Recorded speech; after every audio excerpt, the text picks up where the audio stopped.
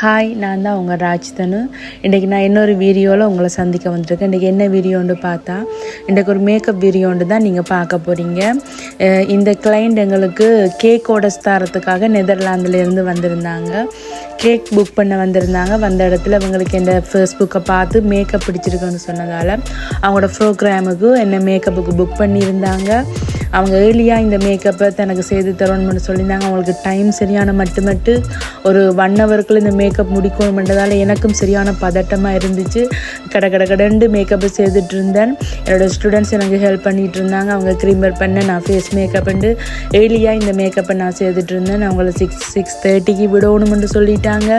ஒன்றும் செய்யலாத சிச்சுவேஷன் நாங்கள் ஏர்லியாக செய்தோம். அது மட்டும் இல்லை, அவங்க ஒரு ஹேர் ஸ்டைல் எங்களுக்கு காட்டியிருந்தாங்க. அந்த செயினெல்லாம் வச்சு நீங்கள் இப்படி தான் எனக்கு ஹேர் ஸ்டைல் செய்து தரணுமெண்டு அவங்க கேட்ட மாதிரியே அந்த குறுகிய டைமுக்குள்ளே நான் அந்த ஹேர் ஸ்டைல் அவங்களுக்கு முடிச்சு கொடுத்துட்டேன்.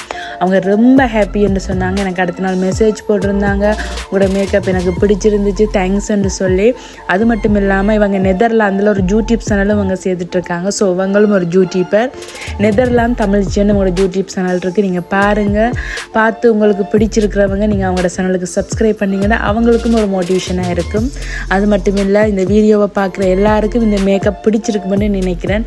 இந்த மேக்கப் பிடிச்சவங்க கண்டிப்பாக என்னுடைய ராஜ்தனுன்ற சொல்கிற சேனலுக்கு சப்ஸ்கிரைப் பண்ணுங்கள். Thank you so much.